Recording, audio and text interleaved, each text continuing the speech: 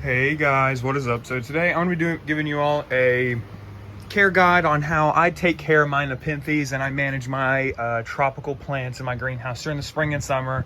So I already did a video on what I did to help keep the heat up, the humidity up during the winter time, because those are kind of the struggles that you have. But also in summer or early spring, our humidity gets very low, but in the summer it gets very high. So the humidity isn't much of a problem here, but we'll address that later. So as you can see, everything's a lot more open. I've shown a bunch of things like my mister.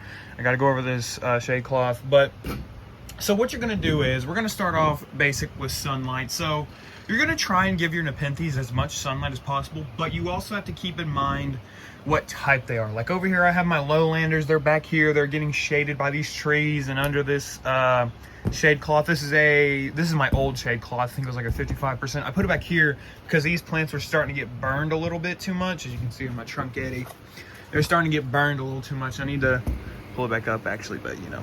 And so that this 70% shade cloth can help cool it down in here, as well as also put some more shade in here, because my greenhouse gets a lot of light, especially since these trees have not fully grown in yet back here. My greenhouse still gets a lot of light, and shade is really necessary to keep everything cool and help things not to burn.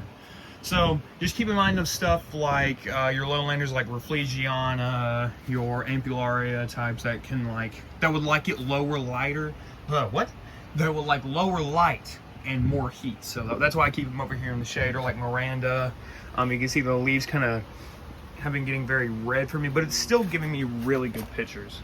It's just all about finding that balance and experimenting with everything. But with shade, like I said, I put this up and then I put this shade cloth on over here just so that the early morning sun that's coming through the trees up here won't burn, because this shade cloth would only cover this side until about like 4 in the afternoon, which is a lot of light getting over here, which not very great, because you can see some burning on some leaves. That doesn't look very great, but now I've got it under control. Or you can see they're starting to get red in the center, but I have it under control.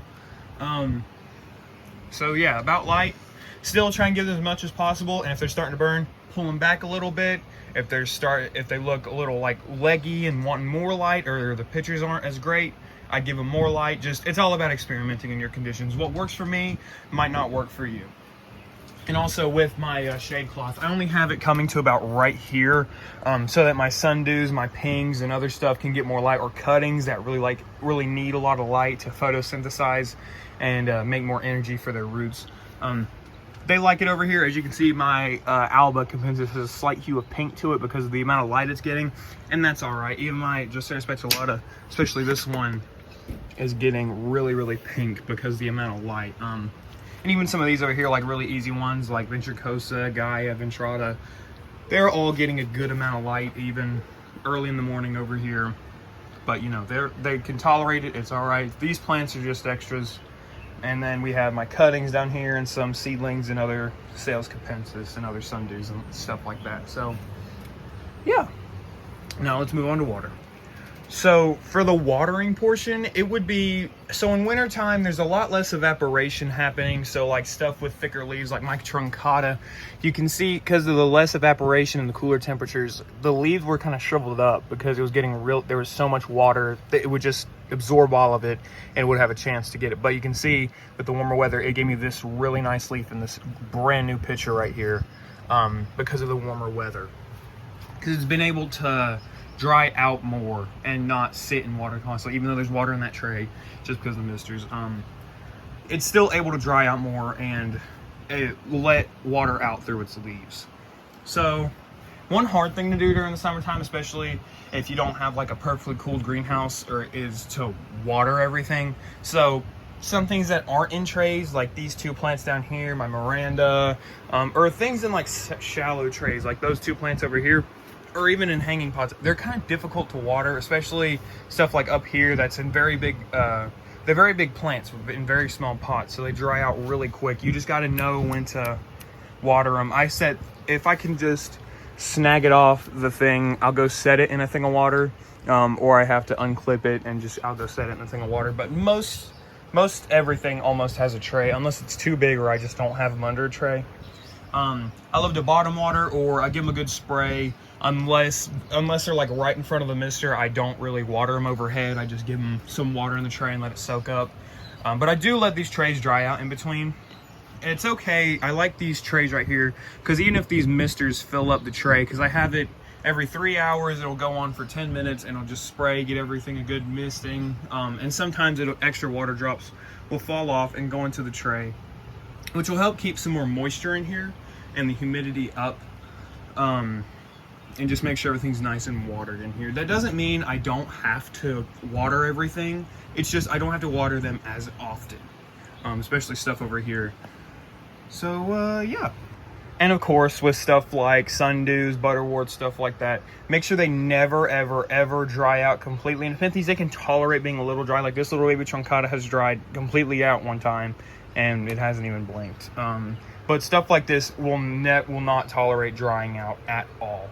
Maybe capensis. I've had capensis being like, I've let some of these sundews, especially like tokenensis and capensis, they dry out completely and they still just bounce back after I give them water. They look like crap, mind you, but they always bounce back. Okay, so I'm going to combine these two. It's going to be temperature and humidity. So with the temperature, of course, you're getting more sun in here. The ambient temperature outside is going to be a lot hotter. Like this past week, we've had about temps like mid to high 80s, low 90s. It's been very, very hot this time of year. And some plants, like my Azumia veitchii cross Maxus Loya, Rucco veitchii cross Azumia veitchii, this lid, if you saw my other video, you can see this lid, it likes to fold down whenever it's hot, and then in the mornings or late nights, it'll pop back up. So some plants really don't like the heat, but stuff like my Rafflesiana, you can see it's starting to pop off again with all these new pitchers because it's loving the heat. So I use this swamp cooler I got off Amazon. Just fill it with tap water. It comes with ice packs, but I don't have them in there right now. I have it hooked up. Well, I don't have the that hooked up because you have to press buttons to turn it on. But I just have, to my Inkbird, I don't have the heater in here right now because it's been very warm. I'm gonna have to bring it back out here, but I don't want it getting ruined by the misters. But whatever. I have this box fan hooked up to the Inkbird, so whenever it gets really hot, it'll start blowing this air out, so that it can get more exchange of air in here. Also, I have this little what is that, oscillating fan back here to just help get more air movement. So I have air coming in here, and then this is pushing it all around, making sure we get good air movement, especially with the sprayers. Because if you don't have good airflow and really high humidity, it's a good place for mold, like rot, bad stuff. Like you can see on this very old picture, there's like black mold on it. That's because it's being sprayed, and right here doesn't get the best ventilation, but still, it'll be just fine. The black mold doesn't really do anything unless it gets to be a super big problem, then yeah. Other than that, oh yeah, I also have this fan up here. This is so that, because whenever the heat rises, these are the only two vents that I have. So back here is the cooler air that's coming from underneath the trees and stuff like that. So we'll pull that in and then push this air out, because this, since the shade cloth is black, it brings in a lot of heat. So this is just blowing it out and blowing it away. So yeah. What else? Oh, and yeah, for humidity, I said I was going to use my hydrofogger, my homemade one. I actually don't use it a lot because I've been pretty low on water and I don't feel like wasting it. The misters do just fine during the day. I don't run my misters at night though. But this is just unnecessary for the time being. I make sure they get a spray like right before I go to sleep, and then I close everything off to keep that humidity in, even though like at nighttime we're getting like 60 to 80% humidity depending on how dry it is. But still, I'm getting decent humidity at nighttime. But again, like I said, I never run my misters. I never let them run at nighttime because there's a lot less evaporation and airflow, or not airflow, like fresh air being able to come in here. So that's why I don't run them at nighttime. I just run them during the day to help cool stuff down. Like I said, every 3 hours for 10 minutes, it'll just blow a nice mist over everything and give everything a good soak. So yeah. Another upgrade that I really want to do is I want to have this space to be more closed. I don't want to have to leave my door open.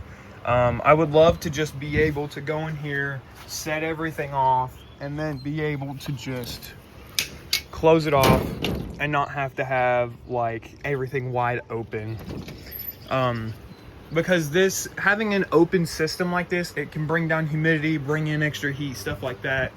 But what I'm planning on doing is I'm trying to figure out a way I can put an AC unit. I'm thinking right here. So it'll be higher up in the air where it's all the heat will be pulled into and then pulled out of from an AC unit. And then, so that I would have a better cooling system, because this works good. It does, but I don't know. It's just not extremely reliable for me.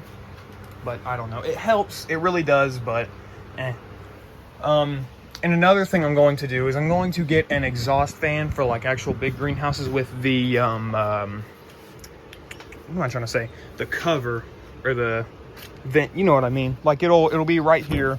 Just put a thing in the polycarbonate, cut it off, and then I'll have it hooked up to the Inkbird so that that can pull some of that, older hot air out, and then bring some of that new, fresh air in. And then this will push all the hot air out. So will that will push all the hot air out too. But yeah, my original plan was to cut a hole for that and put it in the back, right here in this area. But I feel like it just, I have no idea. I don't think it would work as well as a full scale like evaporative cooling wall. But I don't know. We'll have to see what happens. The only thing about the AC part is I would have to build a stand for it, because this, it's not extremely strong. Like I could bend this with my bare, like you can see it's starting to bend. It's just aluminum, and then I can, because I'd have to build a stand for it, because this, yeah, I wouldn't put anything like really heavy on it over time. It will start to lean, or start to push it down. So that's why I'm going to try and build a stand for it. The only concern I have is having to cut a hole in the polycarbonate, which it should be okay. I just have to remember the shape and the dimensions, and I might be able to just like push it in there, and even then I could just flex seal it if I need be. So yeah. So during this time as well, there's going to be a lot of, since I have an open system, like I said, a lot of bugs do come in here, but I found that the Nepenthes are not like extremely efficient. They still catch insects, yes, like ants love to come in here, maybe the occasional fly and stuff like that. But some plants, even like my really big Trunketti, it really does not catch an insane amount of bugs, even in this very open system. Like maybe there's a couple gnats in there, that's it. And that's not nearly enough. So I still do fertilize with Osmocote. I've been trying to find some Maxi, because I do have some Nepenthe seedlings, and I want to try and fertilize my Capensis alba seeds a little faster, instead of like having to go through and individually put freeze-dried bloodworms on them. But at this time, I fertilize maybe about once a month, maybe one little Osmocote pellet in each dying pitcher, like, or I'll open a pitcher like this, and I'll throw like either, if it's too small, I'll put a couple bloodworms in it, or if it's big enough, I'll throw an Osmocote pellet. But in my opinion, Osmocote, if the plant's too small, then it will just burn the entire leaf and pitcher off, which is not good. But other than that, same thing. I still feed them maybe about once a month, and that's it. Another thing is that this year, or this time of the year, is a really big part of change. So whenever you're getting those really nice spring temperatures, like maybe 60s at night, mid to high 70s during the day, the Nepenthes love that. Even the lowlanders, they know it's a shift. They don't have to like, I don't have to bring in the propane tanks and like heat this place up as much as I can in the middle of winter. But I still sometimes have to bring in the heater if it gets way too cold. But it's all about watching your temperatures. So the plants know that it's a shift. So some of them, like my Northiana Candy Dreams, it gave me this really big pitcher, or my Truncata. Like again, this pitcher, or these pitchers were made in winter, and you can see now this pitcher is just ginormous. Or you can even see some leaf jumps like my RE24. Just a lot of stuff.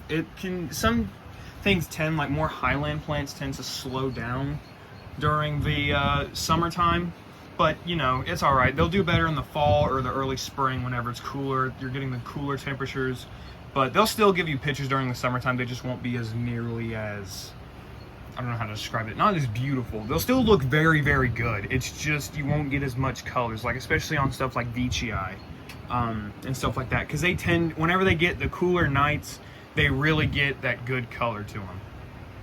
So yeah.